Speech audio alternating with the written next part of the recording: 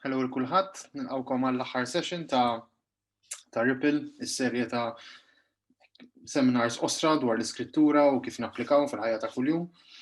Illum ħankun qed niddiskutu l-iskrittura fil-ħajja ta' kuljum, l-iskrittura fl-evangelizzazzjoni u ħajkonna il-Robert Rizzo li huwa Ġeżwita fil-formazzjoni qed jistudja Ruma bħalissa.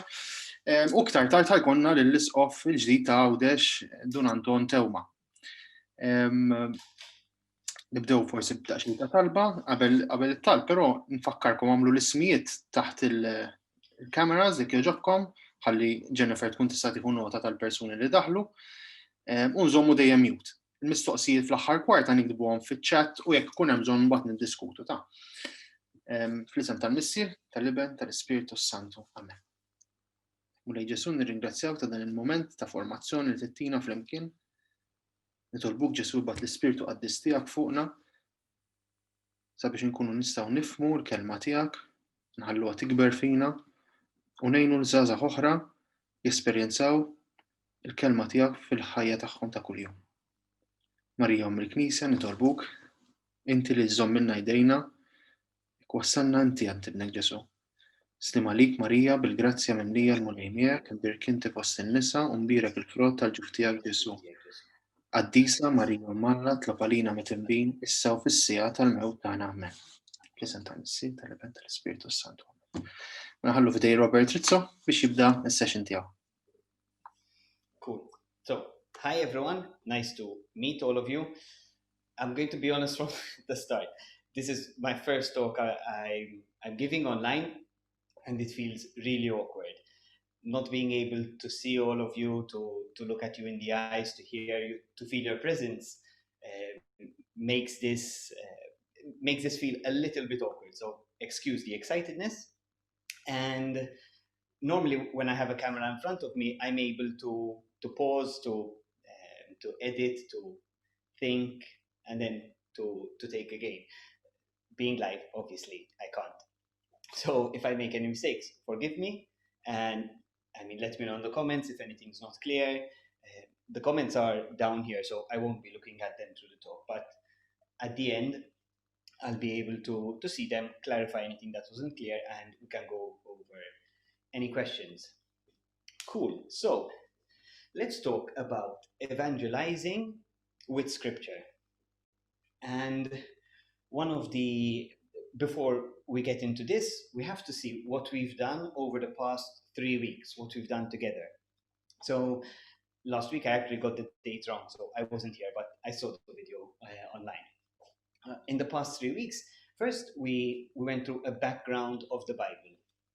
And then we saw the following week, we saw prayer in and through the Bible.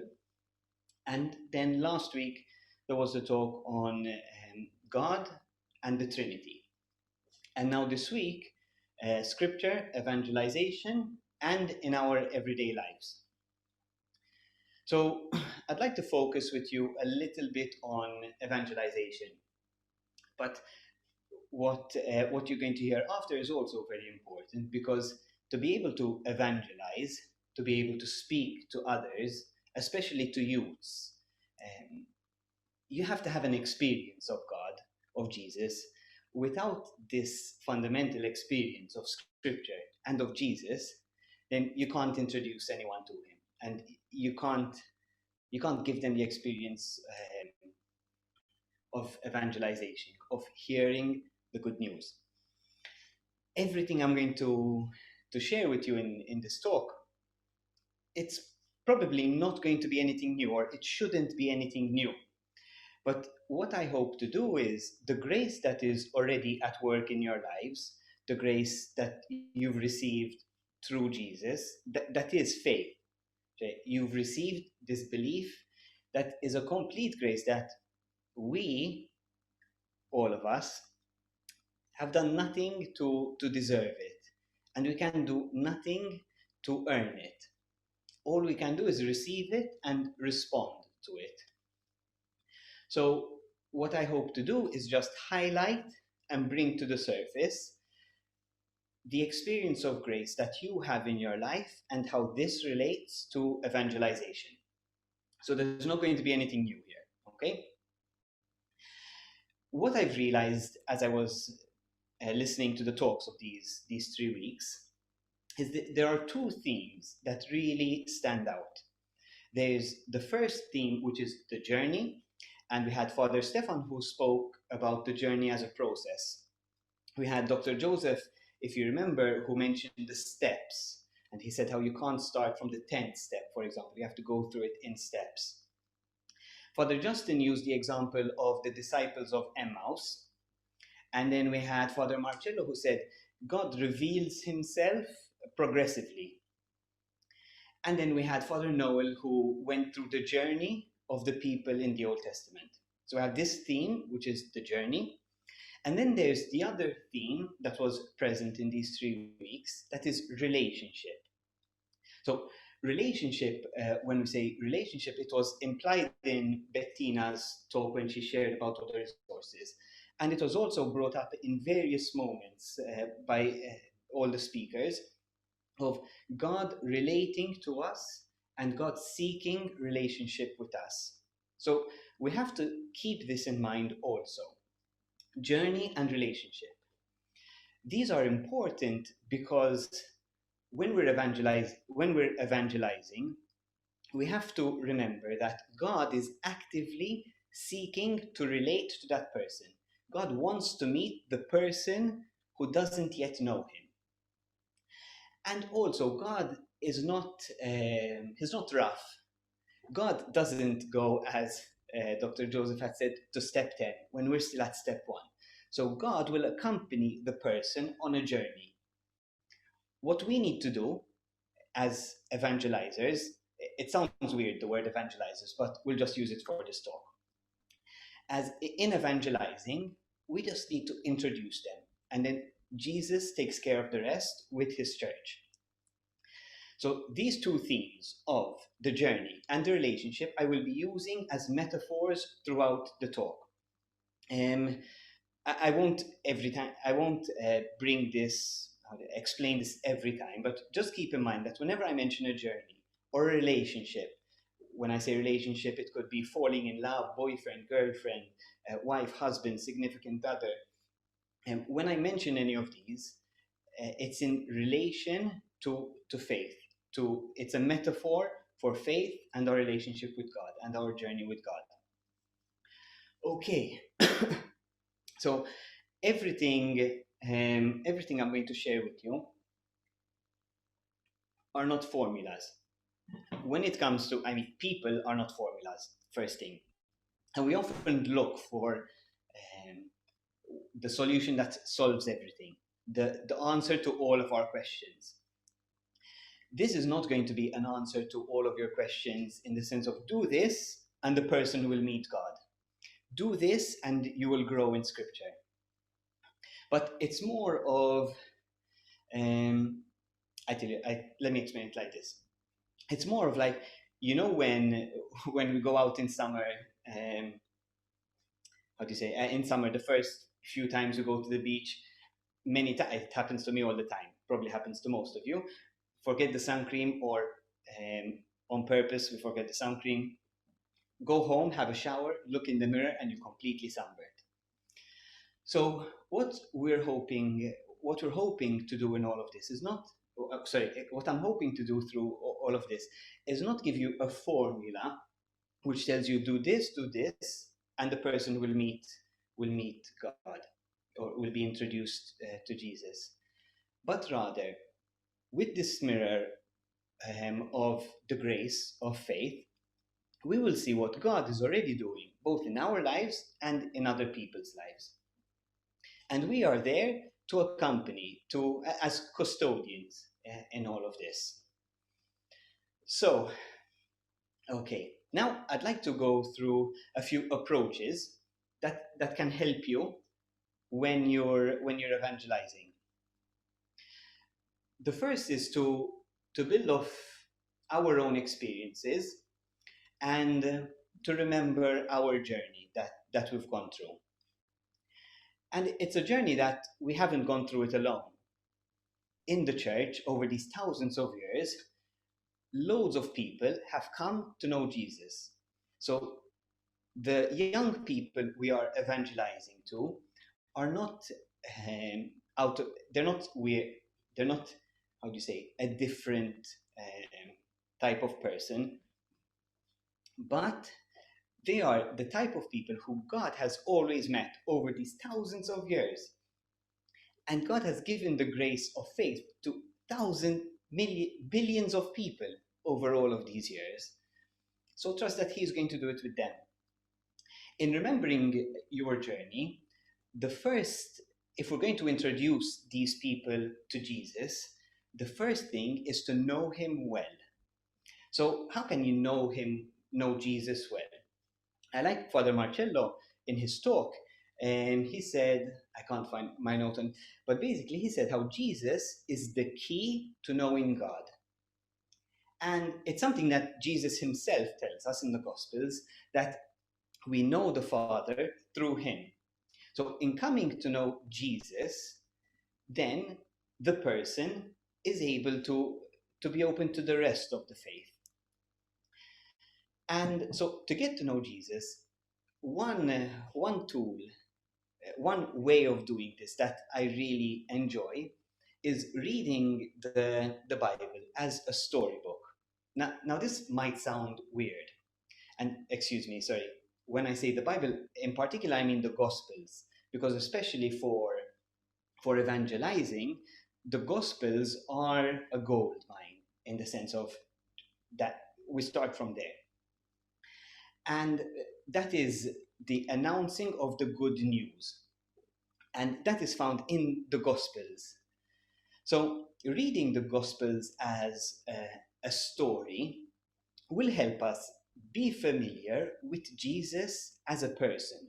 Who was He? What did He do? What did He love? What did He enjoy?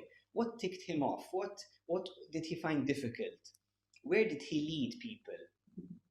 All of this is present as a story, as a narrative in the Gospels. And many times we end up getting into debates, especially with people who are getting to know the faith, or people we've met. We get into debates and try to prove either the existence of God or prove a particular aspect of the Bible.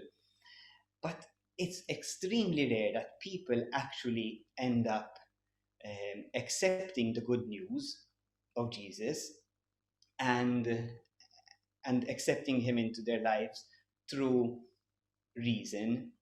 Many times it's to do with the heart.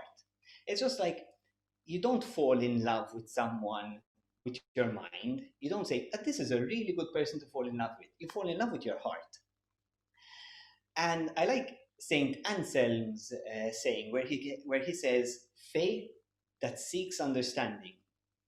I'm just using it here to show that it's the faith which is the fundamental part. The understanding is sought by faith. So let's start off with introducing people to Jesus. And then the understanding will come along the way. To be able to introduce people with Jesus, we need to know Him as a person. We need to know who He is. I'm not saying in the sense, when I say no, I'll explain this later a bit in a few moments. But we need to know who He is to be able to introduce Him. Now, we, as I said, for ourselves, we can't do anything to obtain faith. And the same with for others. It's not like something they can do that will automatically help them receive faith. It's a grace that God takes care of. But God is abundantly grateful. So that is, I would say, not something you need to worry about. Introduce them to Jesus, and then He will take care of the rest. Now, I want to, when I say knowing Jesus, reading the Gospels as a story to know Jesus, it's important to not be presumptuous. Many times it happens to me also, when either I'm at Mass or I'm praying, I'd see the text of the Bible, and I know the story, and I probably know it inside out. And I mean, if we're going to read the Gospels as a story, then we know the ending already. He dies, he rises, and he rises again. The problem is that presumptuousness of I know the ending is going to block us from that scripture revealing itself to us and to others. This is important because we can often go to meet someone and go to evangelize to someone knowing all of Jesus, thinking we are going to explain Jesus to them. So when I say knowing Jesus, I don't mean knowing rationally, but knowing that you're able to recognize him. Many times we treat the Bible as though it is something dead, as though it is something static. But the Bible Scripture is the Word of God. And the Word of God died, but it rose again. So when we introduce people to the Word of God, to Jesus, we need to have them meet the resurrected Jesus.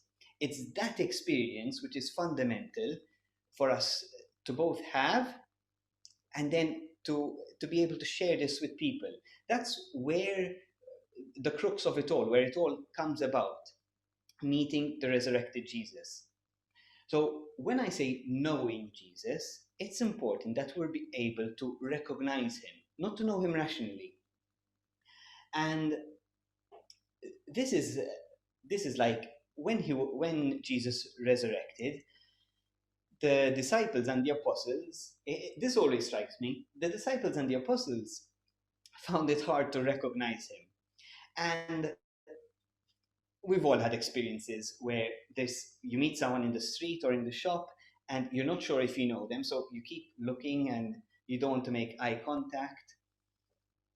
And so you're in that awkward moment where you want to see if you know the person, but you don't want that awkward eye contact. And we need to be able to have those experiences of recognizing Jesus, seeing where he is with this person, to be able to introduce them. And the other option when we're presumptuous is just like when we meet those people and we know them and we know we saw each other, but they just act as though they don't know you and they keep going.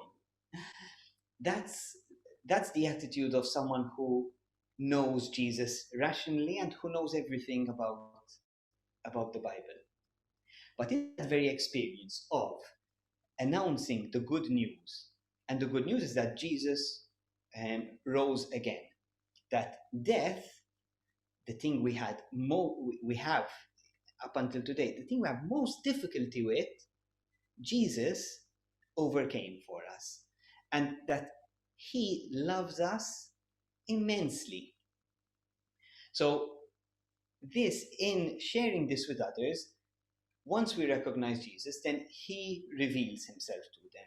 And then this journey, they continue along with it. Now, when we pray with Scripture, when we get to know Jesus and begin to recognize him, you'll start to recognize patterns, both in yourself and even in Jesus, in his story, and in the way he is, in the way God reveals himself.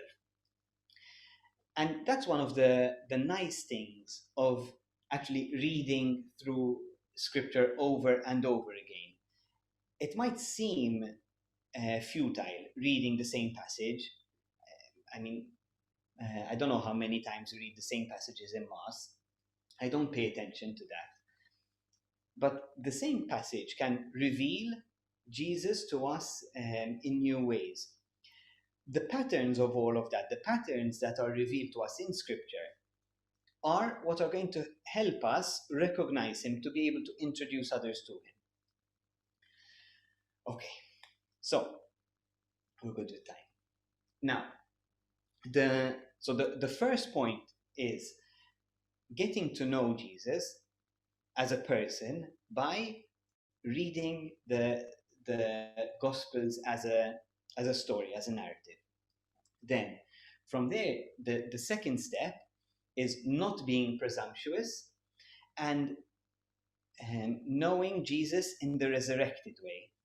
Cioè, letting Jesus reveal himself both to you and to others. And the third step is memory. This is vital, because if we don't remember, it's not just remembering. Making memories is different to just remembering. It's not just a simple fact or aspect, but a memory is a whole experience. When we have those experiences with God, people are able to recognize them. I like the story of Abraham. One of the things that I like in his story is where he made altars. Altars where he made a sacrifice to God, but it was also in passing from next to the altars again, that he was reminded of what God did, what God was doing, and what God promised to do. So in making memories, you are both memories of both your experiences and of your experiences with God and in Scripture. Through that, you are both, founding your... founding isn't the right word, but giving a stronger foundation to your faith, because it is also meeting God at those moments, as well as being a testimony to others. Whoever passed by those altars saw the altars. So it's really important to live our experiences authentically. If something is hard, then it's okay that it's hard. We live it hard. And when others, especially youths, see us living our faith, not in a superficial or a quick solution kind of way, but authentically living our difficulties and our joys, because it's important that our life is filled with a spectrum of emotions, of everything. It's not just the hard times or the good times that we live in faith. Once we live those authentically with God, and as we also learn, as we journey how to live, as we learn how to live those experiences with God, then those experiences, once we make memories of them, become altars. We can use those to share them with others. When a youth, for example, comes to you because either they have, normally, when youths don't know a person, but there's a person of responsibility, especially in a youth group or in the church, they would normally go to them to share something big, either bad or good. And having those altars, metaphorical altars, obviously, then you're able to show the person, listen, this is how God met me in that instance. This is what God promised me, what he was doing and what he promised to do at that moment. And then you can accompany them so that in their meeting God, in God meeting them where they are, they can also make altars of those strong experiences, which will help to give their faith foundations. And I want all of this, these three simple steps I shared with you, of meeting Jesus personally through the Gospels, reading them as a narrative, as a story, getting to know him personally. As then not being presumptuous, but knowing Jesus, that you're able to recognize him. And then of making memories and building altars. These are not an end in themselves. They're not the scope of it all. But in our experience of all of these, it's like in a relationship, when you message or when you call each other, it just helps the desire grow to meet the person if I don't know, you're at work and your wife's at work, and you call up and you say, "Oh, what do you want to eat tonight? Or let's cook this, or let's go out." Not at the moment, not going out at the moment, obviously. You can all laugh at home. I can't hear you laughing, but I'm sure you're laughing. That just makes you want to go home more, to meet them more. And that's what these experiences will hopefully make you want to do. So then that joy, you'll be able to pass it on to others. And you meet Jesus in the Eucharist.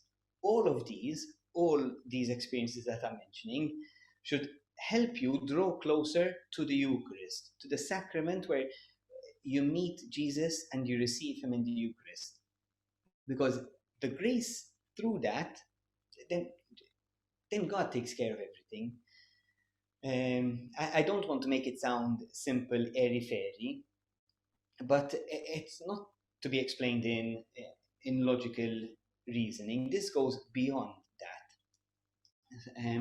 So let these experiences take you to the Eucharist. There's an African proverb, which I love, which is, if you want to go fast, go alone. If you want to go far, go together. And when I say together here, I mean with the church.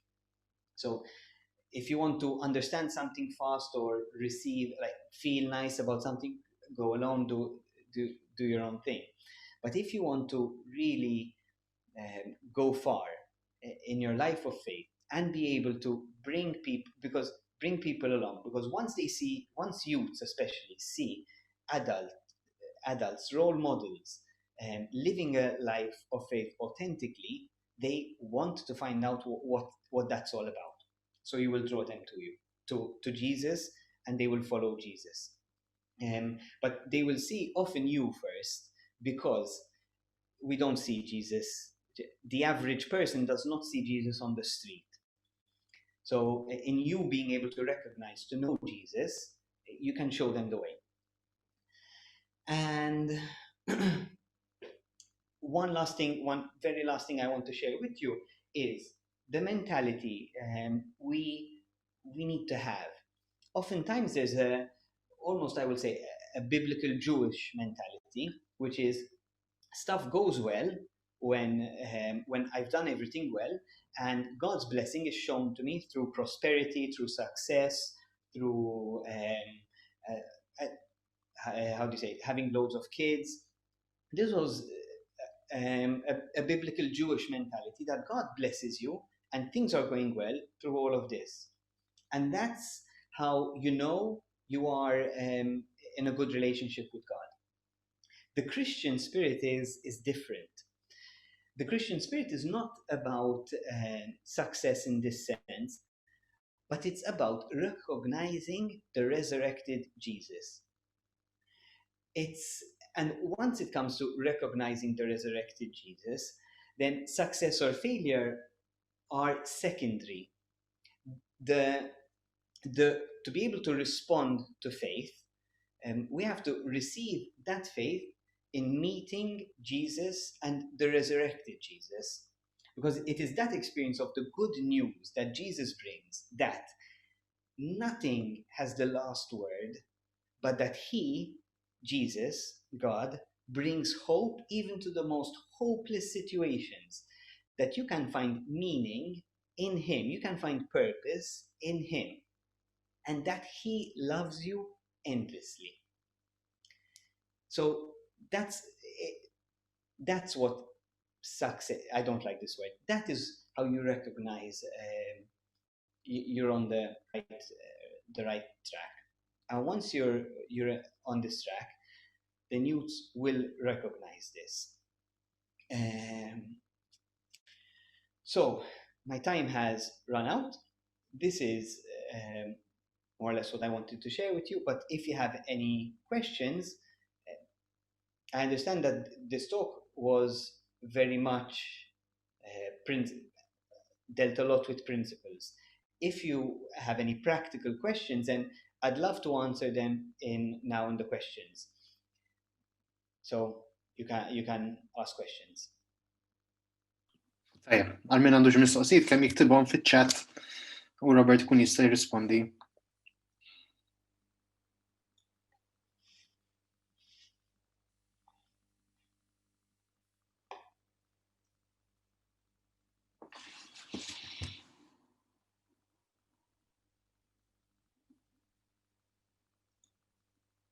Robert, forsi terġa' semmi dawk il-prinċipji li semmejt issa? Jgħatulek? So, the first one is getting to know Jesus, because once you know him personally, then you can introduce people to him. Not being presumptuous, but knowing him enough to be able to recognize him, and making memories, building altars so that you will be reminded of what God has done in your life, and you can use those for people both to meet him over there and to share what he's done in your life.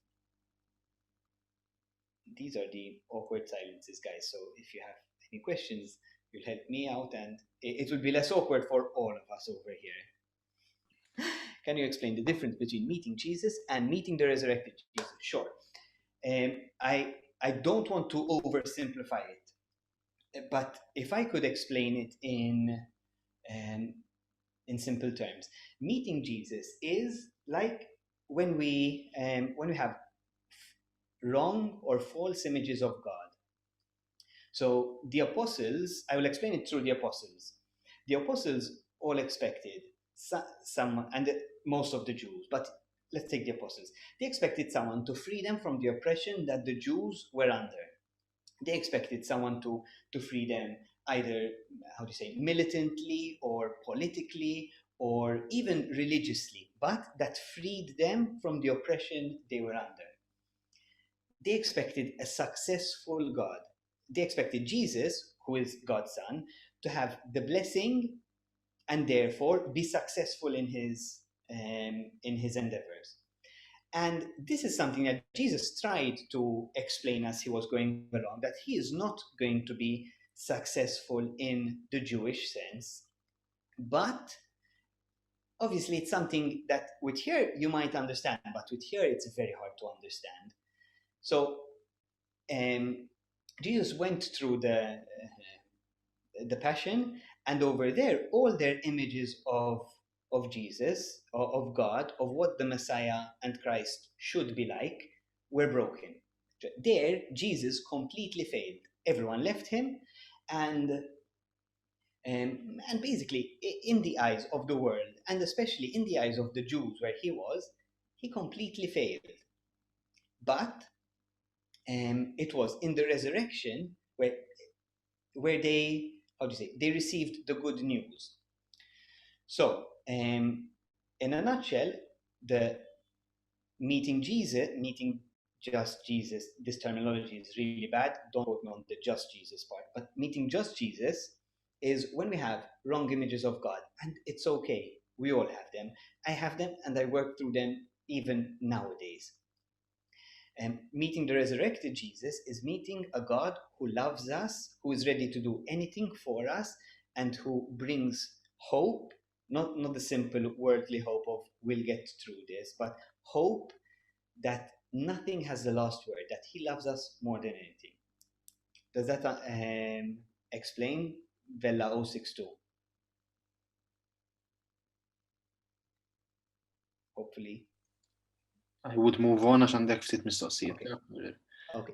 From my experience of evangelizing different persons, sometimes starting from a logical historical approach, hence logic, helps them to realize wrong pictures understanding of God, Jesus, Holy Spirit. This gives me the second step to continue the journey of evangelizing to them. What do you think?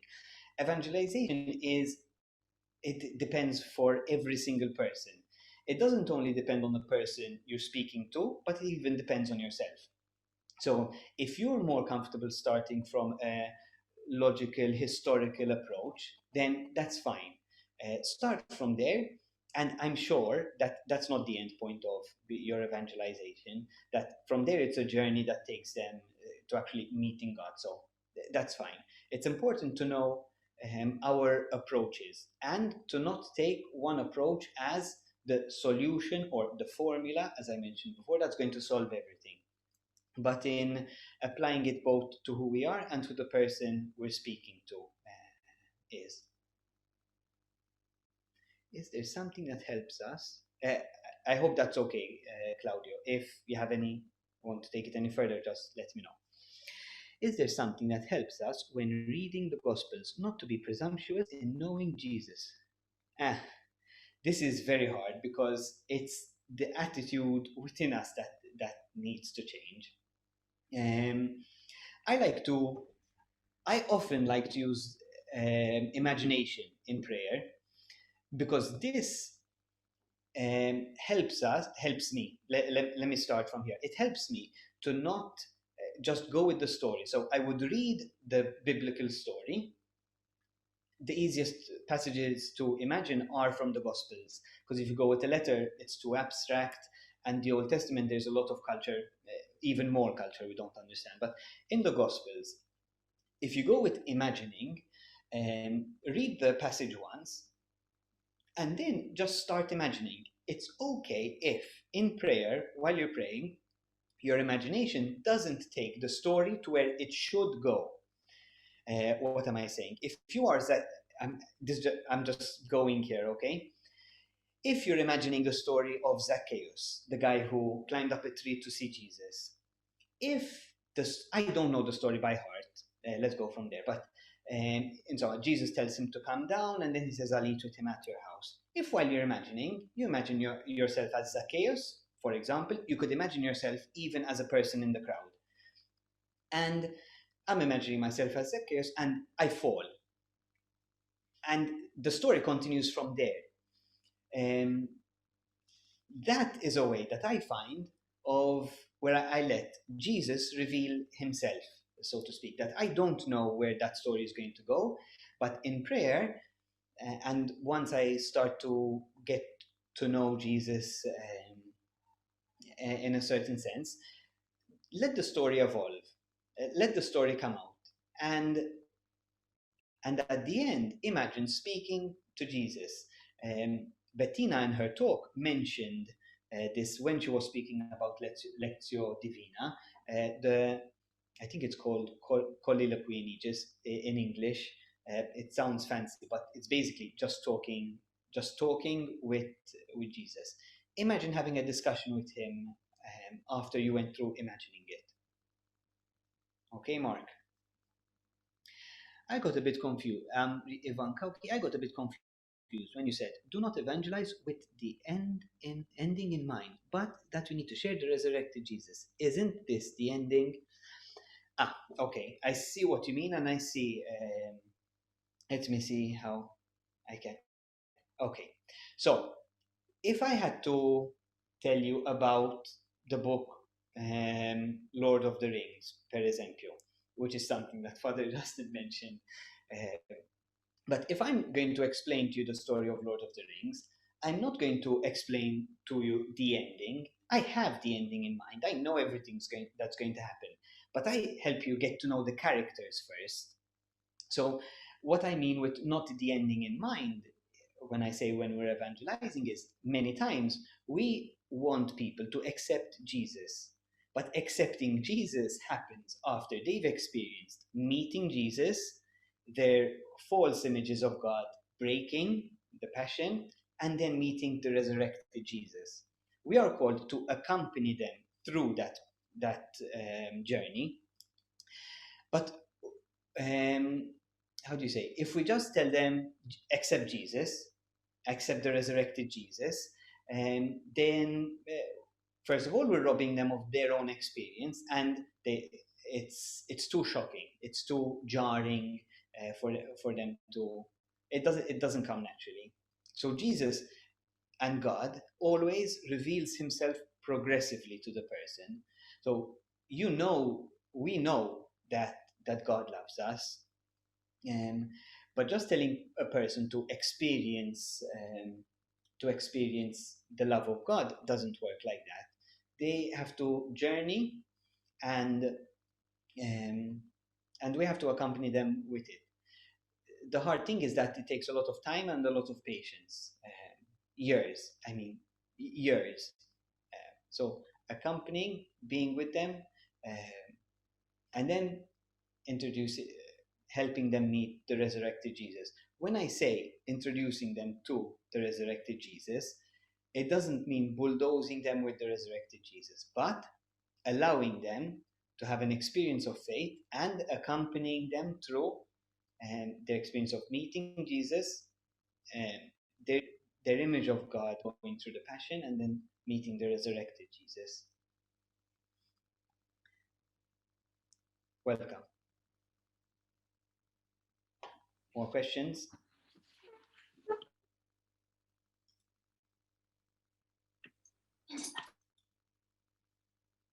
I wish I could see you all to be able to see your faces. Thank you, Robert, għal din is-session li tajtna. Welcome. Grazzi tal-ħin tiegħek. Ikun hawn xi mistoqsijiet forsi tixtieq għadduhom lilna ma nerġa' ngħadduhomlu feel free. Issa ngħaddu għat-tieni session li ħajkun qed imexxi l-eċċellenza tiegħu Monsignor Anton Teuma. Eċċellenza.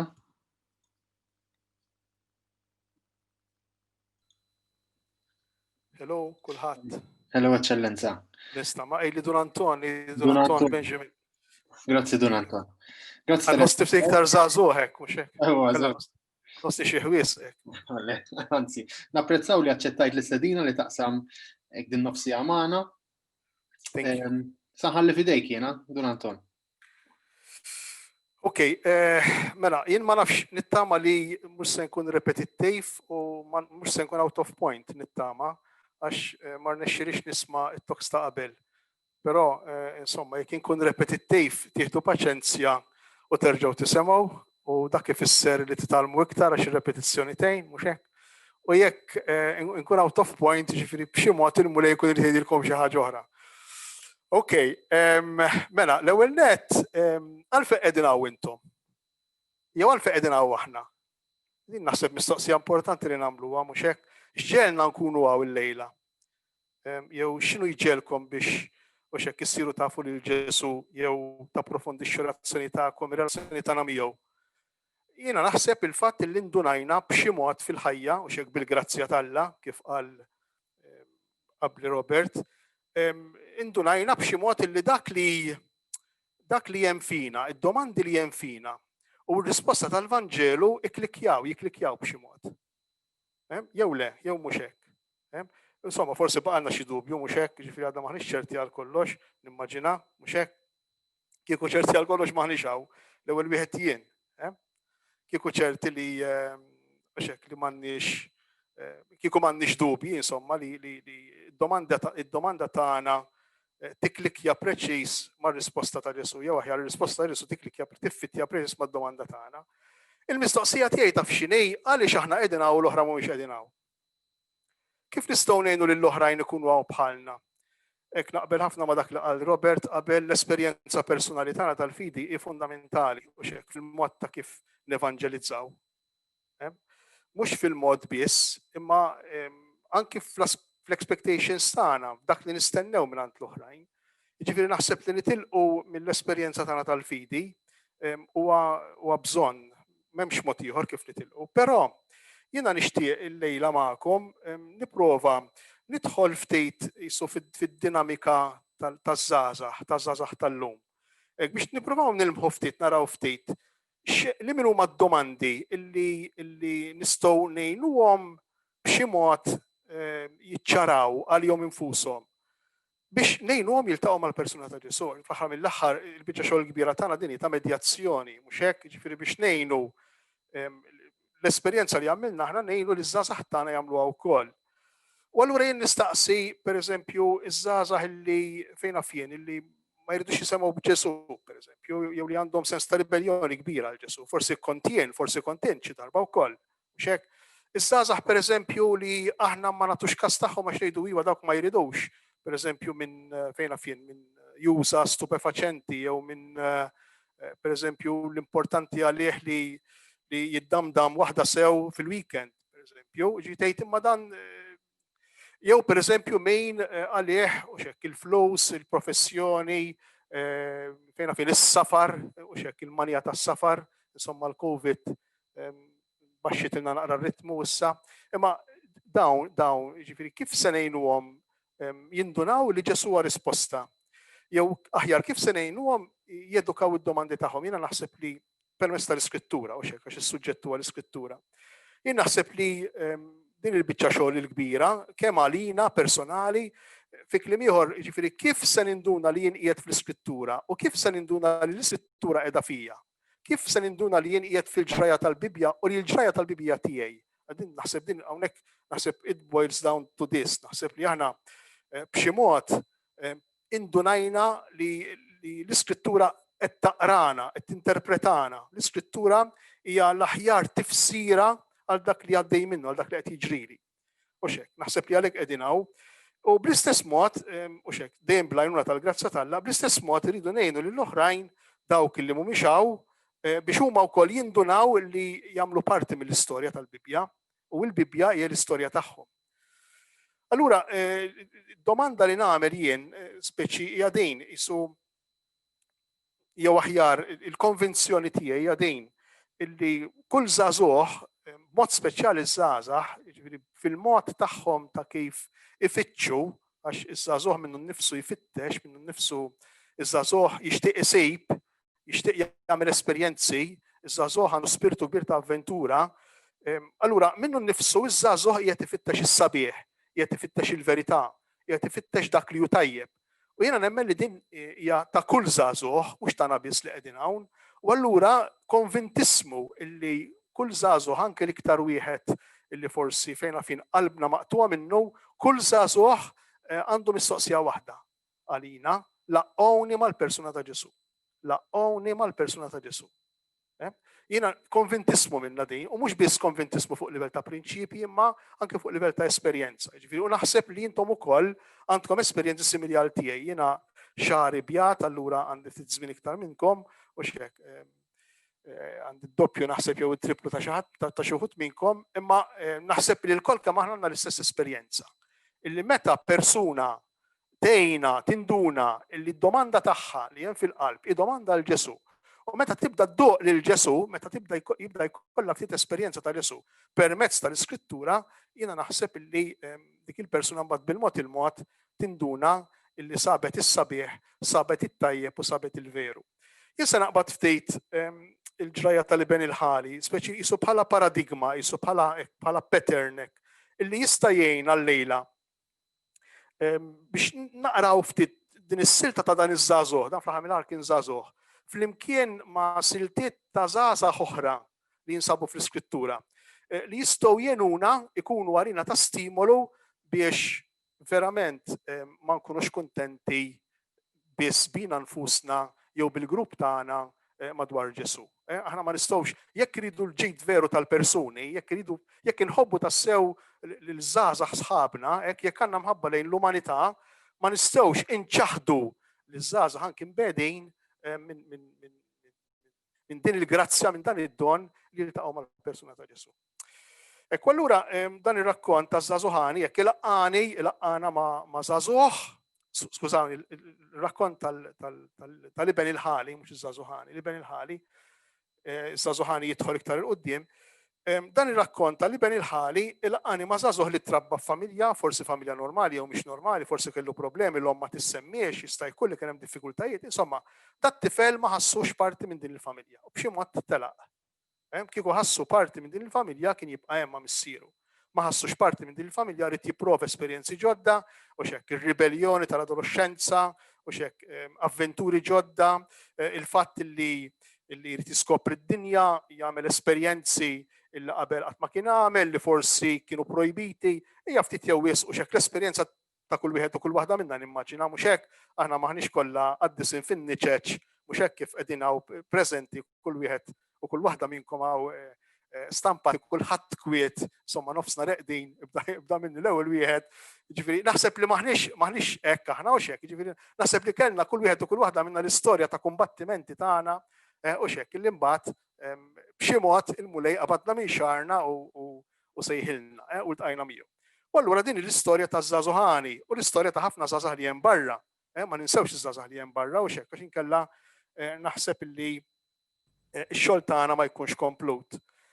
Allura x'ġara dan jitbiet mid-dar u jagħmel l-esperjenzi li derlu li kellu jagħmel. Jiġifieri ta' lok għall-impulsi u għall-istinti u għall-emozzjonijiet kollha tiegħu. Tbiet imma tbiet għalfejn biex isib xi ħaġa. Tbiet biex isib lilu nnifsu. Jew aħjar Tbiegħed biex jissupera lilu nnifsu. Interessanti, jissupera li imur lil minnu nnifsu. U aħna nafu li l-bniedem meta jmur lil minnu nnifsu se jiltaqa' ma' Alla. Jiġifieri anki fid-droga, anki fix-xorb, anki fis-sess frenat, anki fid-divertiment bla rażan, il-bniedem li joħroġ minnu nnifsu b'xi mod diġà beda jmiss ma' Alla. Ma jafx, imma diġà beda jmiss ma' Alla. U sintent jibda jlaqqat fuq rasu, xi ma tekk jiġri, mhux hekk jiġifieri meta jent toħroġ minn dak innifsek, x'jiġri, imbagħad meta tisgarra, meta tiżbalja, imbagħad tibda tbagħt il-konsegwenzi. U diġà Alla jkun qiegħed jaħdem allura fl-istorja tiegħek. Mhux hekk jiġifieri tbatija ta' konsegwenza ta' żball mhux hekk jew ta' impuls mhux ikkontrollat, allura ikun Alla li qiegħed jaħdem fl-istorja tiegħi, mhux bħala kastig, le.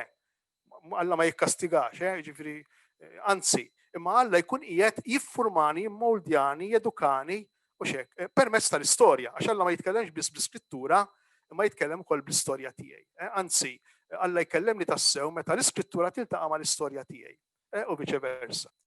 U allura x'jiġri, l-esperjenzi li jagħmel dan iż-żagħżugħ u hawnhekk Alla diġà beda jaħdem, ġaluh jitlef identità, dinjità u minflok li sab lilu nnifsu spiċċa biex laqas il-qżieqes ma beqgħu jarfuh, jaħseb wara n-nies u xek. U laqas il-qżieqes ma rridu jagħtuh xejn mill-ikel tagħhom, ġifieri dan altru li tbaxxa miskin u niżel l-isfel, però hawn Alla qiegħed jaħdem.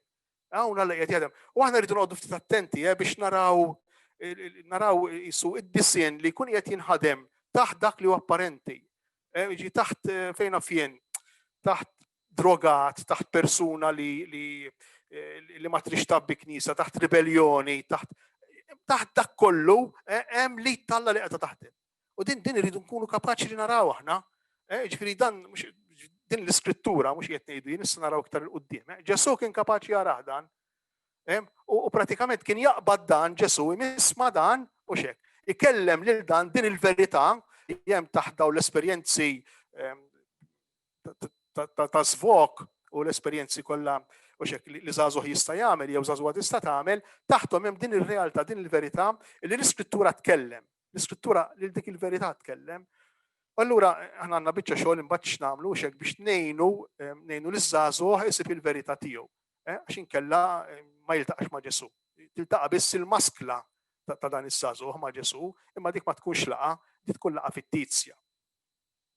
U allura hawnhekk nistgħu ndaħlu l-esperjenza taż-żagħżuħani, il-ġraja taż-żagħżuħani, propju fil-mument fejn dan iż-żagħżugħ, dan it-tifel iż-żgħir mhux hekk ħalla d-dar, telaq kollox, jista' jkun li dan iż-żagħżugħ mhux bil-fors jispiċċa ħażin kif spiċċa iż-żagħżugħ tal-parabola ma kellux jiekol, imma jista' jispiċċa sinjoron, jista' jispiċċa b'ħafna flus, jista' jispiċċa jagħmel ħafna suċċess fil-ħajja bħal dan iż-żagħżuħani. Imma tonqsu xi ħaġa. U xek għax aħna nafu li l-flus jimlew il-bwiet imma ma jimlewx il-qalb.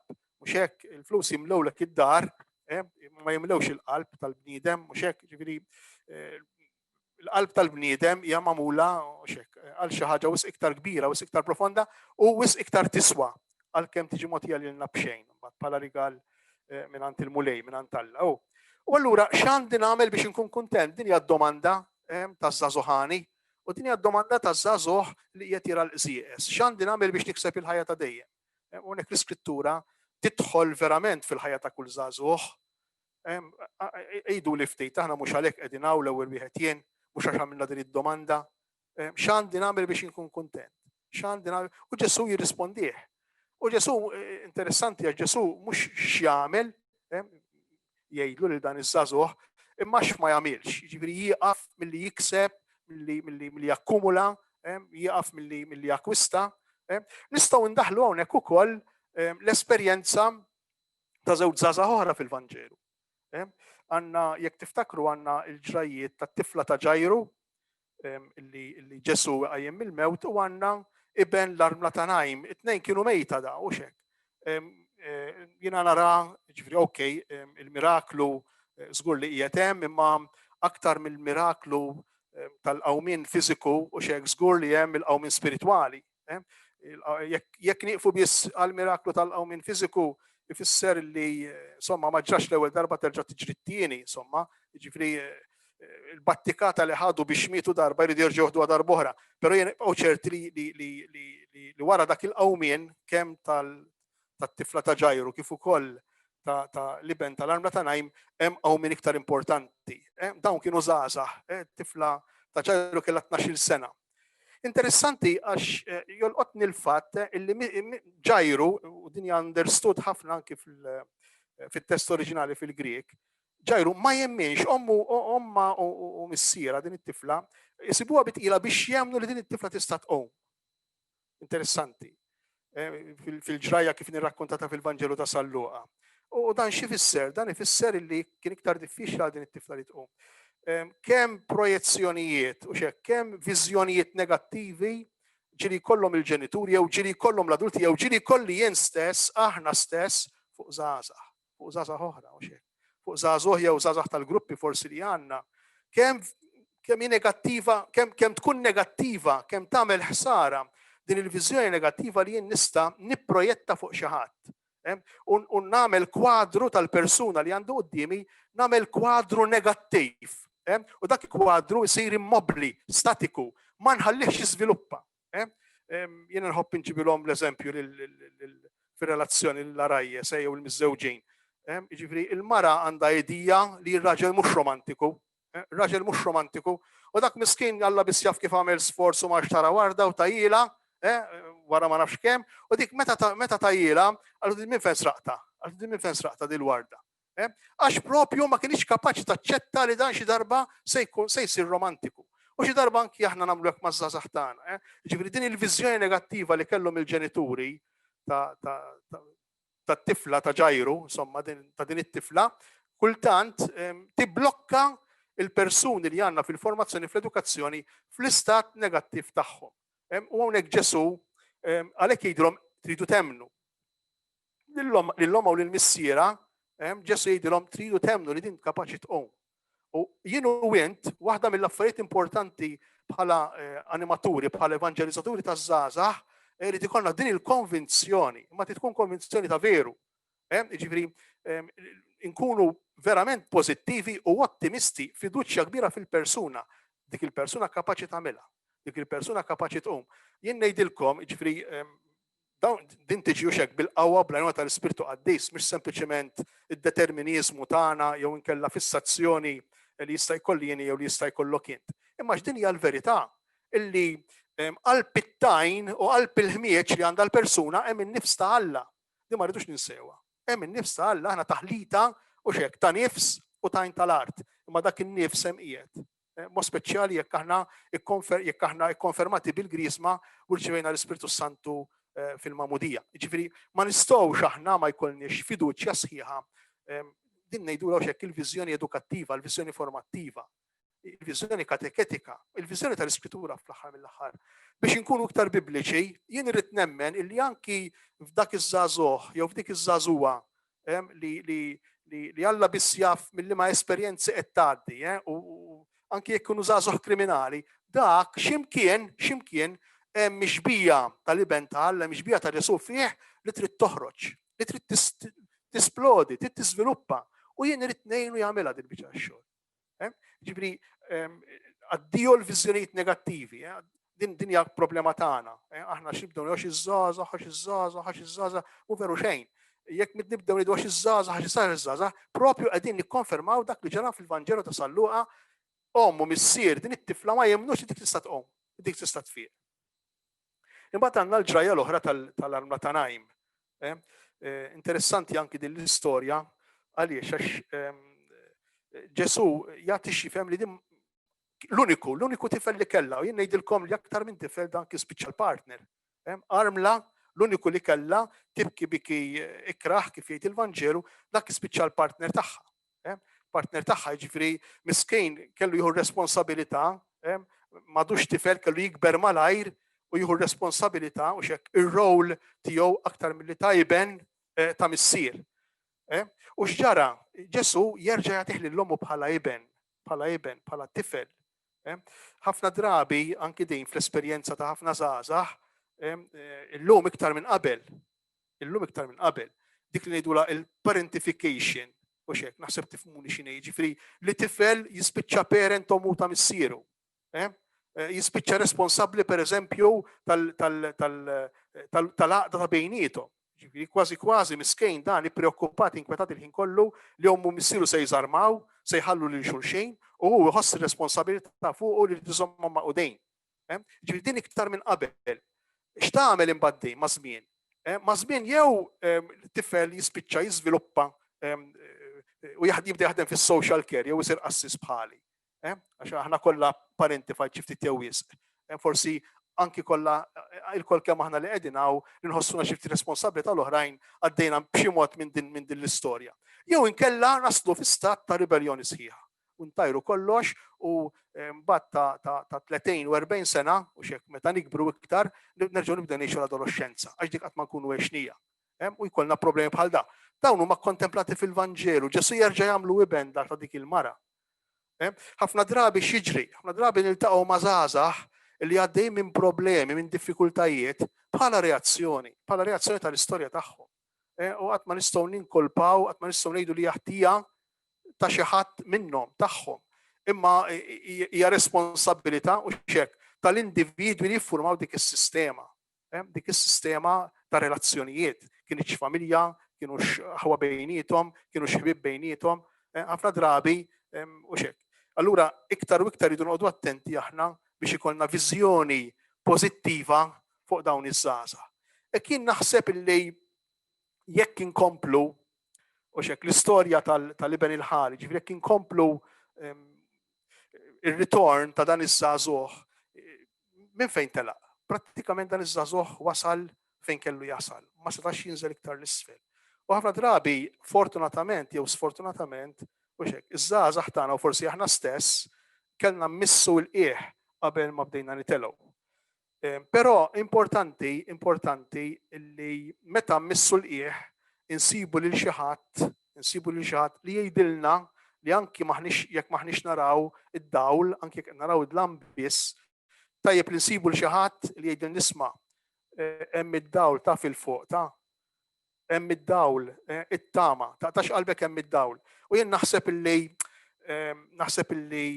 l-biċċa xogħol il-kbira tagħna bħala Kristjani u bħala animaturi taż-żgħażagħ bħala leaders, youth leaders, naħseb li tgħidu li qed tagħtina challenge kbira, però jien naħseb li jekk ma nieħdux fuqna din iċ-challenge, jien naħseb li nistgħu nkomplu nitkellmu fuq kif se nikkatekizzaw u nkomplu nitalmu l-iskrittura u nħalluha tgħinna u tkabbarna, però l-esperjenza tal-iskrittura titwettaq meta minn disċipli insir dejjem iktar apostli. Jiġifieri ċ-ċirku tal-fidi ma jistax jieqaf u xekk fid-dixxepolat.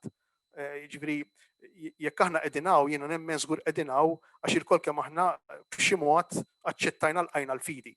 Imma ċ-ċirku tal-fidi biex jingħalaq tajjeb, allura il-fidi li jiena nirċievi, li jiena rċivejt, tajjeb li jiena ikkontemplajt, li jiena tlabt fuqha, li jiena niċċelebra fl-Ewkaristija nhar ta' Ħadd, li jiena ngħix fil-ħajja tiegħi ta' kuljum biex iċ-ċirku jingħalaq kollu kemm hu hemm bżonn li din il-fidi inwassala, inxandara. U b'dak il-mod jien nagħmel esperjenza vera ta' Ġesu. Tgħid li ma m'iniex kapaċi, madni ma fimtux lil Ġesu, madni imma intom tafu li ħafna drabi jien nitgħallem tassew meta nagħllem. Jiġifieri ħafna drabi aħna ikollna esperjenza vera tal-persuna ta' Ġesu meta nippruvaw nwasslu għal ħadd ieħor. Ara taħsbu illi jien u xekk għax jien saċerdot jew issa raj jissisqof, jiġifieri naf xi ħaġa iktar minn ħadd ieħor le xejn. Jiena kull ma nagħmel l-esperjenza tal-fidi tiegħi u nipprova naqsamha bid-dubji li għandi, bid-diffikultajiet li għandi, bil-problemi li niltaqa' magħhom, bil-struggle ta' kuljum li jiena u xekk kuljum irrid nipprova ninduna fejn il-ġrajiet tal-ħajja tiegħi ta' kuljum jinsabu fl-iskrittura u x'tgħidli l-iskrittura fuq il-ġrajiet tiegħi, din l-istruggle u xekk. Imma dan hu ċ-ċirku komplut tal-fidi.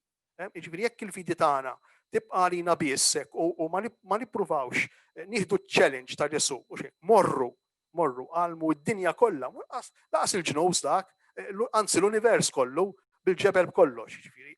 Morru ejdulhom għattuhom din l-aħbar sabiħa għax kulħadd għandu bżonna. Din l-aħbar. Jien naħseb li jekk ma neħduhx iċ-challenge, il-fidi tagħna tibqa' biċċa u aħna wkoll nibqgħu ħafna dubji. aħna wkoll nibqgħu inċerti. Ġifieri għax din il-biċċa, ġifieri aħna u nagħtu nkunu qegħdin nieħdu ħafna f'dik li hija konvinzjoni. Jien ma nafx fiex wasalt fil-ħin, baqa' li 5 minutes. Iva. Okay. Tajjeb, mela dan jinstab fl-ar stat li se tanstab, u xek, dan l-imbirek tajben, għamel l-esperjenzi kollha li ġew f'rasu, xiġralu. Beda jinkwieta li se jmut bil-ġuħ u għal isma' nipprova nqum u murant missieri. Xi ftit jew wisq beda jiftakar il-memorja li semma Robert qabel, il-memorja, beda jiftakar li fid-dar ta' missieru kellu esperjenza li ma kienx daqshekk mill-ar, ma kienx daqshekk negattiva, induna li idealizza il-barra minn din id-dar, idealizza esperjenzi oħrajn li mbagħad fl-aħħar mill-aħħar ma sabhomx, baqa' kollox f'wiċċu, anzi, flok li sab lena u l-ferħ li xtaq sab il-maqlub. U x'għamel da? Ġitu l-idea għal, okej, għal nafx nagħmel, għal naqbad mmur lura lejn id-dar. Issa jien hemmhekk nixtieq indaħħal wieħed kif diġà semmejt, nixtieq indaħħal wieħed mill-group leaders li kapaċi jmur u jitkellem ma' dawn iż-żgħażagħ. Ġifieri u li jmur jitkellem magħhom propju jinżel jitħammeġ magħhom, ċappa sideh magħhom, hekk jiena għandi ftit esperjenzi, issa huma ftit antiki, imma għandi ftit esperjenzi għal dan it-tip. Ġifieri noqgħdu ftit attenti għax il-biżatijiet taf x'inhu illi mingħajr ma nindunaw il-fatt tal-konvinzjoni tal-fidi qed ngħid għalija tal-ewwel wieħed jibda joħloq differenzi u xejn differenzi. U d-differenzi x'jagħmlu? Id-differenzi jistratifikaw, jagħmlu l-livelli. U meta nagħmlu l-livelli u xek nibdew nitbedu. Jiena dak il-biża' tiegħi li nibdew nitbedu minn dawn il-persuni li jiena nemmen li Alla jkun qiegħed jgħajjad fihom. Jiena nemmen li mhux biss huma jkunu jixtiequ li jsibu lil Alla, imma Alla wkoll ikun bilanċ li jiltaqa' magħhom, jixtieq jiltaqa' magħhom. U allura dan iż-żagħżugħ jerġa' lura u jmur fid-dar ta' missieru u interessanti ħafna x'hemmhekk missieru jagħmlu bniedem ġdid, jagħmlu bniedem ġdid. L-libsa, l-identità l-ġdida u x'hekk, iċ-ċurkett jagħmlu adult.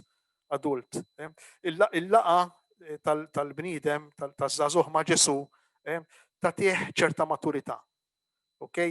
U allura rridu nistennew, jiena ma niddejjaqx nistenna liż-żgħażagħ, ma niddejjaqx, jiġifieri anzi, jiġifieri sinċerament ma nħoss li nistgħu naraw in-negattiv fiż-żgħażagħ qatt.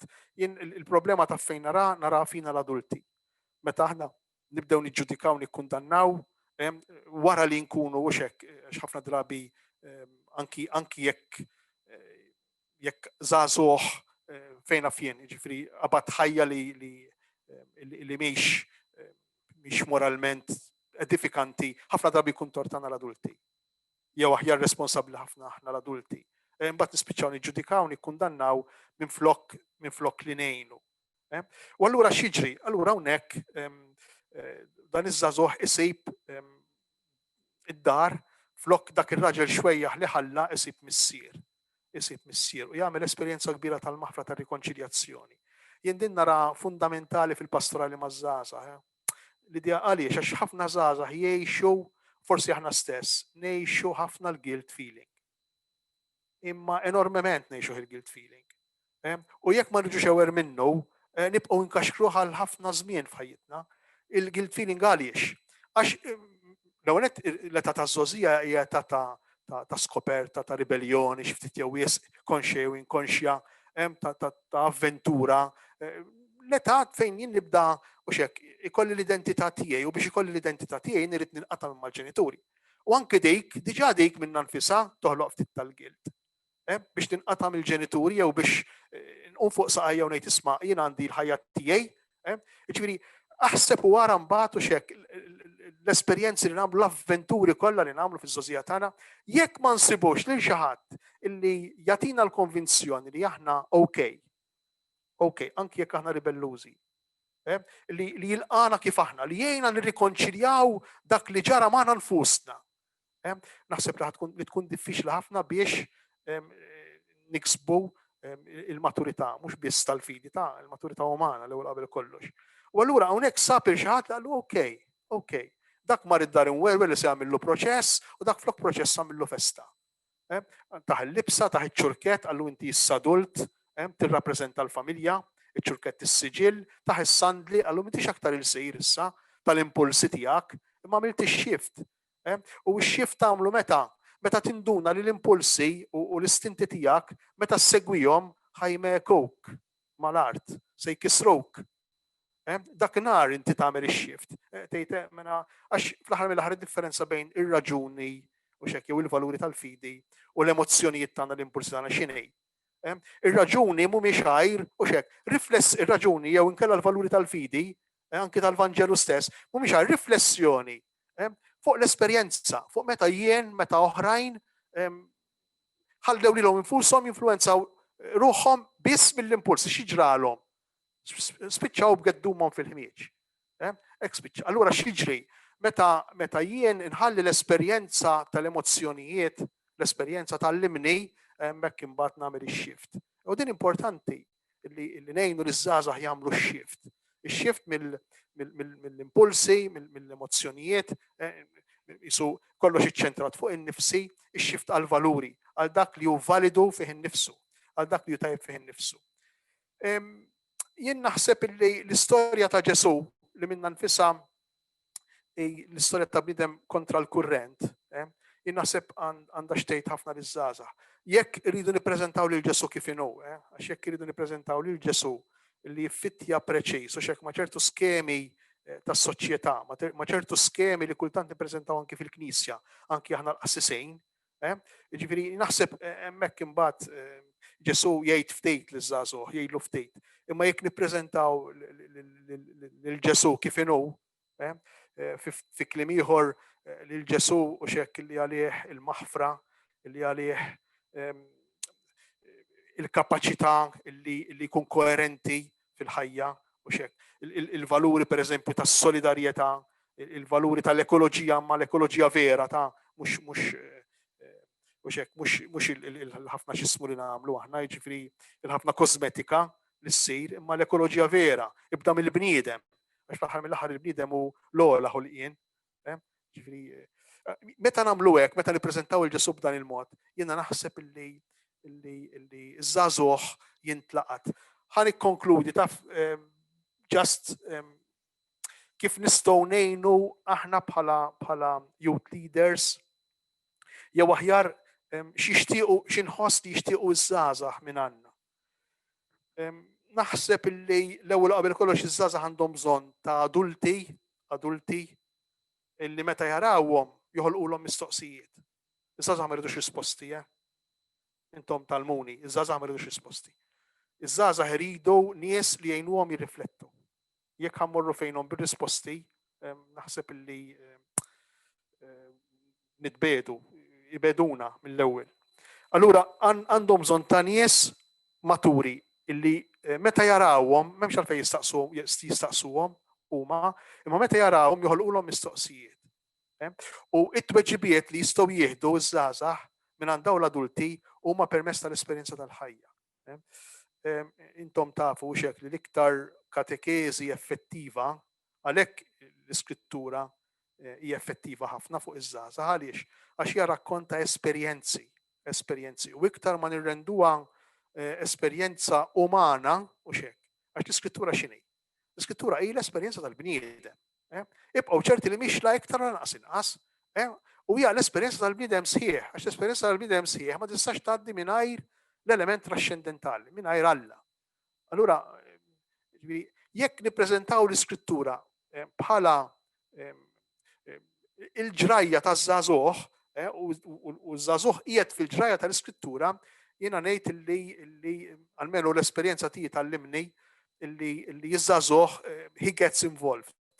Iħossu ġewwa, iħossu parti. Mhux se jiltaqa' ma' Kristu mill-ewwel kif smajna qabel, imma jħossu parti.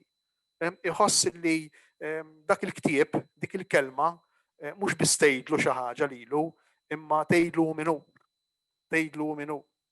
Allura iż-żgħażagħ għandhom bżonn ta' adulti illi meta jinżlu fil-ħama ma jħallhomx weħidhom. Pereżempju, jiena nieħu gost sinċerament qed ngħid issa u bl-ikbar nieħu gost li kultant immur sal-oażi hawnhekk u nitkellem ma' dawn iż-żgħażagħ li verament ifittxu l-verità, ifittxu s-sabiħ u jfittxu t-tajjeb. U jien ngħidlek li huma konvertibbli jistgħu jikkonvertu għall-Kristjaniżmu ħafna iktar minni. Jiġifieri jistgħu jiltaqgħu ma' Ġesu, għandhom pronjosi, għandhom xewqa li jiltaqgħu ma' Ġesu ħafna iktar milli għandi jien. Jiġifieri noqogħdu naqra attenti għax jista' jkun illi fejn forsi l-biża' mill-impulsi tagħna stess, jew minn dak li nħossu fina ħna stess, iżomna milli mmorru nikkonfrontaw ruħna ma' dawn iż-żgħażagħ, mhux biex niċċelinġjawhom, le, mhux biex ngħidulhom li qegħdin jiżbaljaw, le, imma biex nimxu biċċa triq magħhom, biex niċċabsu ftit bid-demm tagħhom. Jiġifieri noqogħdu ftit ħdejhom, mhux nikkundannawhom, nisemgħuhom, iħossuna qrib tagħhom. Jien ngħidilkom illi dan kien il-mod li kien juża Ġesu fl-aħħar mill-aħħar, jiġifieri qed ngħid change date. Huwa l-mod tal-inkarnazzjoni, ma ninsewx illi Alla biex għamel din biċċa xogħol ħabatti kata kbira għax sar bniedem bħali u bħalek. Sempliċement biex ikun jista' joqgħod mal-bniedem. Allura iż-żgħażagħ m'għandhomx bżonn Bibbja tar-regoli, m'għandhomx bżonn Bibbja tar-regoli. U lanqas għandhom bżonn Bibbja illi tippreżentalhom x'għandhom x'jagħmlu u x'm'għandhom x'jagħmlu. Intom talmuni. Imma għandhom bżonn Bibbja tal-esperjenzi. L-istorja ta' Abraham u Isaac, l-istorja ta' Ġakob. Abraham bniedem illi beża, li ħajspiċċa kollox miegħu, mhux hekk. Ġakob li ġielet ma' Alla, Ġusepp li joħlom kbir. Daw l-istejjer, li huma l-istejjer ta' żgħażagħ. Ma ninsewx li huma l-istejjer ta' żgħażagħ. L-istorja ta' Marija, tfajla 14-il sena, li għarfet li ħajjita tagħmel sens jekk hemm Alla fil-pjan, jekk hemm Alla ġewwa. Jiġi daw l-istejjer u xek. L-istorja ta' Giuseppi li jaraf illi r-relazzjoni u l-imħabba fi żwieġ mhix marbuta biss mas-sess. Is-sess importanti, imma mhux kollox. Jiġi daw l-istejjer inħoss li verament jistgħu jgħidulna ħafna u meta tismagħha tgħid iwa kos, tiklikkja xi ħaġa fejk. Tiklikkja risposta għad-domanda li għandek. Jiena ħani qafaw għax naħseb inkella nibqa' sejjer, ma nafx jekk rispondejt xi ftit għall-aspettattivi tagħkom. U lanqas nippretendi li ħankun kapaċi nirrispondi għal kollox, jiġifieri. Niftħu l-mument għall-mistoqsijiet, forsi kemm toħroġ l-ewwel mistoqsija. Inti semmejt l-animaturi pastorali u leaders li jinżlu fil-ħama biex jilħqu l-daw iż-żgħażagħ. Jiena naf diversi u biċċiet minnhom li naf l-ister tagħhom hawnhekk waqt il-laqgħa li jippruvaw jagħmluha din ħaġa verament jinżlu fil-ħama u jippruvaw jilħqu imma jsibu reżistenza mill-kumplament tal-Knisja. Iżu forsi x'messaġġ tgħaddilhom? Ejjew għawdex. Ejjew għawdex għandi wisa likom tinkwetawx, ġifieri. U għandna ħama kemm tridu intom ukoll, ġifieri. B'sinċerità kbira qed ngħidilkom ta' mhux. Jiġifieri jien nara jekk irridu u xejn ta' barra minn hawn naħseb kulħadd jiraġuna mhux qed ngħid xi affarijiet straordinarji. Ġifieri Ġesu biżżejjed dejn u x'hekk. Ġesu biex jilħaq il-bniedem sar bniedem u biex jilħaq il-kriminali sar kriminali, biex jilħaq l-ar persuna li tista' teżisti sar l-ar persuna li tista' teżisti biex jidħol wara kulħadd. Dan jgħidu il-passjoni skont San Matteo u hekk jispiċċa, jiġifieri kulħadd jidħol fis-salt, imbagħad hu jidħol wara kulħadd. X'iridu aktar minn hekk? Tajjeb, hawn l-ewwel mistoqsija minn Claudio Laferla. L-ewwel net grazzi tal-ispjegazzjoni. Jien xtaqt naqbad offshoot minn dak li qed inti fil-bidu dwar li naqbdu id-domandi taż-żgħażagħ. Eżempju, fl-iskejjel fejn insibu l-aktar ammont ta' żgħażagħ miġbura f'daqqa. Is-sillabu li hemm m'huwiex idonju biex jiffaċili dak li tajt inti. Veru, għandu raġun da. Għandek raġun, Claudio, għandek raġun kbir. Jiena ngħid però jien naħseb li il-metodu ta' Ġesu jien narah l-iktar metodu sempliċi u l-iktar metodu effettiv. Li ma kien il-metodu ta' Ġesu? Li jmur jimxi mal-bniedem, li joqgħod mal-bniedem, li joqgħod miegħu, jistenna li l-bniedem. Interessanti għal Ġesu qatt ma ta' risposti ta'. Intom riflettejtu fuq il-ġraja ta' Emma u suxek. Meta ltaqa' magħhom da ma tagħhomx risposti, beda jistaqsihom flok tagħhom risposti. Imma meta tistaqsi x'tagħmel meta tistaqsi? Meta jien nistaqsik mistoqsija x'inkun qiegħed ngħidlek? Inkun qed ngħidlek isma' l-ħajja tiegħek għalija importanti. Inkun qed ngħidlek isma' jien irid biċċa minnek fija. Inkun qed ngħidlek isma' nixtieqek tikkomunika miegħi u dik diġà hija bidu ta' salvazzjoni. Ġesu pratikament dak li jagħmel ma għamel xejn iktar. Ma għamel xejn iktar, ġifieri xejn iktar, ġifieri issa ma neżaġerawx, ġifieri għamel ħafna iktar minn hekk. Imma ġifieri il-metodu huwa sempliċi, ħafna sempliċi. Fl-aħħar mill-aħħar, kull wieħed u kull waħda minna nħarsu ftit lejn l-istorja personali tagħna. Ħadd minna ma kkonverta minn webinar, żgur. Ħadd minna ma kkonverta minn xi mass meeting li sar fil-Knisja, żgur. Kollha kemm aħna sirna nafu lil Ġesu kif. Billi kien hemm persuna illi ħajet paċenzja bija, ħajet paċenzja bejk u mxiet biċċa triq miegħek. Forsi kienu iktar minn waħda, imma dawk ta' li ħallu l-effett jiġifieri mhux il-ħafna il-persuna li timxi miegħek. Dun Anton hawn mistoqsija wara ta' Jennifer, jista' jkun li barra li nġudikaw iż-żgħażagħ aħna huwa aħna li nibżgħu li niġu ġudikati minnhom. U allura forsi nippreferu nibqgħu nistennew lilhom jiġu aktar milli nirriskjaw mmorru aħna. Kif nistgħu nelbu din il-biża li mmorru niltaqgħu ma' dawk li jinsabu fil-periferija? Jennifer taf qed tfakkarni meta kont se nibda l-laqat mal-persuni separati u l-laqat mal-persuni f'relazzjoni barra żwieġ. Xi snin ilu, issa ilu mhux ħażin. U jiena bdejt ngħid Marija dak kif se nagħmel, dak kif min se jaċċetta, min se jiġi għall-laqgħa, min se jkollu moħħ jisma' xejt il-Vanġelu fuq dan l-affarijiet. Imma tal-għaġeb jiġifieri il-biża kollu li kelli jien kien il-biża tagħhom. U l-biża tagħhom kien il-biża li kelli jien. Jiġifieri x'in il-biċċa? Jiġifieri jiena kont qed naħseb illi lilu mhux se jaċċettawni. Imma l-problema tagħhom kienet il-biża li jien mhux se naċċettawhom. U dejn għexta wkoll mal-immigrati. L-istess preċiż mal-immigrati. Ġifri, ħanamlu attività l-immigrati, tajjeb u tibda tgħid imma minn fejn se nibda dawn jaħsej kif se jaħsbuha. Meta mort bdejt inkellmuhom, bdejt ninduna li dawn imwerwrejn. Jien kont imbeżżaq huma mwerwrejn minni, imwerwrejn. Ġifri, meta jien tkisser ftit dak il-ħajt, mhux hekk, dawk il-konfini ta' suspetti u ta' ġudizzju li fl-aħħar mill-aħħar ikun immaġinarju, meta jinkiser dak, u jien nafda f'dik il-persuna u nħobba l-persuna, nħobba, importanti, ġifieri ara ma mmurux blidija li aħna rridu nirreklutaw, ġifieri ejjew magħna ta' għax aħna le mhux hekk. Ġifieri jien ħaniġi fejnek u ħaniprofa ngħidlilek għax nemmen li inti għandek dmejr u dritt tkun aħjar milli jien, tkun isbaħ milli jien, tkun iktar kuntent minn dak li jien. Imma għalejk, imbagħad kif tiġi ma tiġi f'idejk, imma għalejk irridu nitilqu biskopijiet ċari għax inkella nibża li trasmettuha l-ħaġa, ġifieri jisma' wejja l-grupp le, għalih l-ewwel ma tiġi waħdu l-grupp tibżax, għas ikollna wisa iktar għalihom.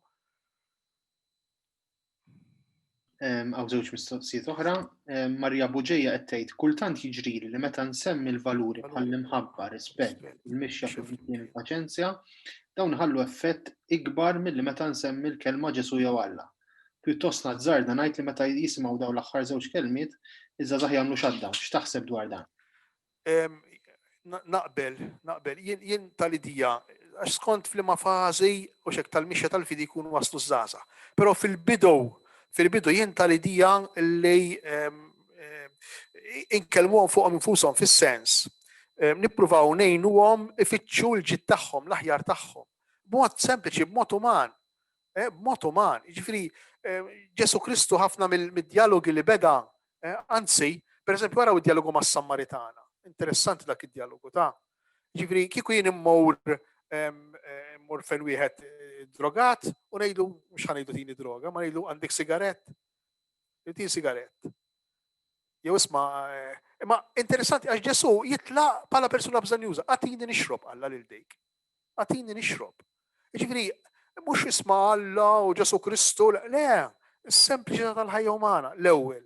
ma ninsewx li relazzjoni umana sempliċi, almenu sa din opinjoni tiegħi jista' nkun żbaljat. Imma relazzjoni sempliċi umana hija l-bridge fundamentali rridu nibnew qabel ma jgħaddi kollox minn fuq. Qabel ma jgħaddi Ġesu, qabel ma nibdew nwissu, l-ewwel irid ikun hemm fiduċja umana. Fl-aħħar mill-aħħar Ġesu dak li għamel l-ewwel sar bniedem. Imbagħad seta' jurina l-wiċċ tal-Alla u xek. Li xi ftit jew ibeżżana, imma l-ewwel sar bniedem. U għalhekk ma jwerwirniex wis Ġesu u xek għax bniedem.